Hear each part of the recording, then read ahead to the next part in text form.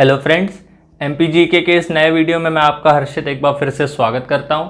तो आज के वीडियो में हम देखेंगे सतपुड़ा मैकाल पर्वत श्रेणी के बारे में, जो कि मध्य प्रदेश के प्रभागों के पहले भाग के बाद दूसरे भाग में आता है। पहले भाग में हमने 5 प्रकार उसके प्रभाग पढ़े, अब दूसरे प्रभाग में हम पढ़ेंगे सतपुड़ा मैकाल पर्वत श्रेणी। तो शुरू करते हैं।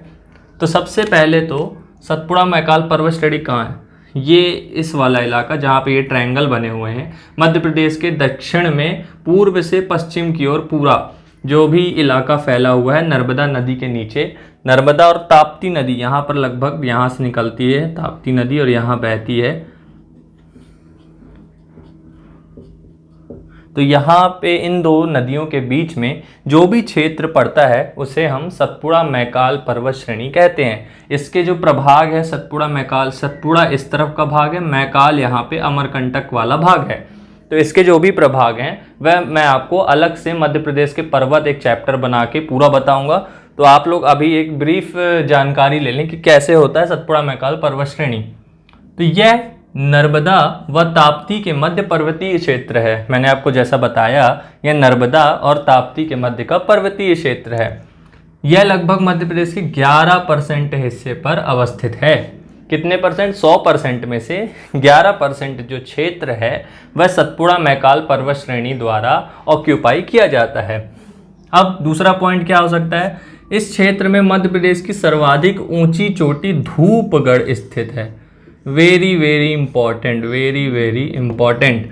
ये आप लोग जान लें कि मध्य प्रदेश लोक सेवा आयोग द्वारा हर साल ये क्वेश्चन जरूर पूछा जाता है कि मध्य प्रदेश की सबसे ऊंची चोटी कौन सी है, यह किस पर्वत पर स्थित है।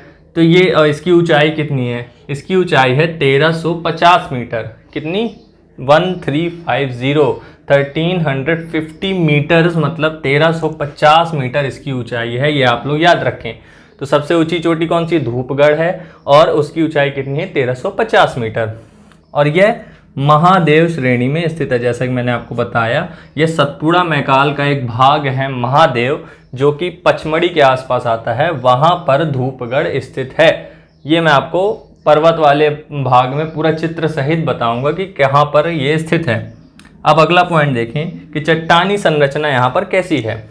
अब यहाँ धारवाड़ व कुड़प्पा संरचनाएं मिलती हैं। धारवाड़ व कुड़प्पा संरचना यहाँ पर मिलती है।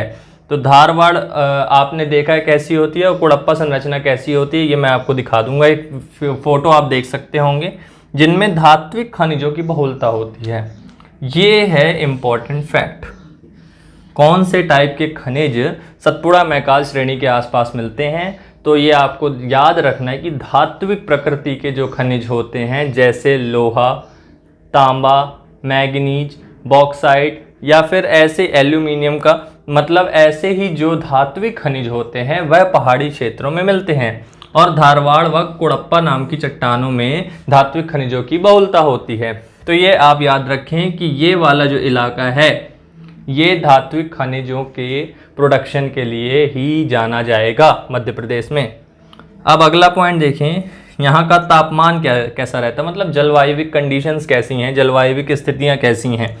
तो ये 18 डिग्री सेंटीग्रेड से 30 डिग्री सेंटीग्रेड के मध्य रहता है। मतलब न्यूनतम देखा जाए तो 18 डिग्री जाता है और अधिकतम देखा जाए तो 30 डिग्री जाता है। बहुत ज़्यादा अंतर नहीं है, मतलब एक सम जलवायु पाई जाती है।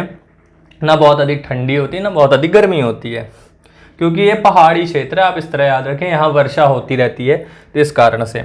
अब वर्षा यहाँ कितनी होती है? अब वर्षा अधिक होती है, तो देखिए 60 से 150 सेंटीमीटर के मध्य, मतलब अच्छी खासी वर्षा होती है यहाँ पर। 60 से 150 सेंटीमीटर के मध्य यहाँ पर वर्षा होती है। ये आप लोग याद रखें।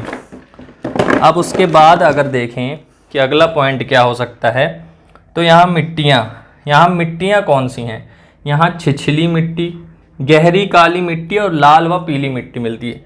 अब छिछली काली मिट्टी इस तरफ मिलती है जहाँ पे यह नर्मदा के क्षेत्र से लगता है। अब उसके गहरी काली मिट्टी सिर्फ खरगोन वाले इलाके पे मिलती है, खंडवा, खरगोन, निमाड़ वाले इलाके में गहरी काली मिट्टी मिलती है। लाल पीली मिट्टी जो है वो इस सतपुड़ा मैकाल श्रेणी के सिवनी व बालाघाट वाले इलाके में बस मिलती है। ये आप याद रखें। अगर पूछ लेता है कि मध्य प्रदेश के सिवनी बालाघाट वाले इलाके में कौन सी मिट्टी मिलती है, तो आप काली मिट्टी न लगा के लाल व पीली मिट्टी लगाएंगे आंसर, आप ये याद रखेंगे। अब नदियाँ देखें, नदियाँ कौन सी है यहाँ पे, तो नदियों की बात की जाए तो यहाँ ताप्ती नदी क्योंकि यहीं से निकलती है। फिर वेनगंगा नदी, ये बालाघाट वाले इलाके में बहती है। तवा नदी, शक्कर, वर्धा और गार। वर्धा नदी जो है वह इसी इलाके से निकल के महाराष्ट्र में चली जाती है, तो वो नदियों में आपको मैं बताऊंगा। अब आगे देखेंगे जिले कौन कौन से हैं।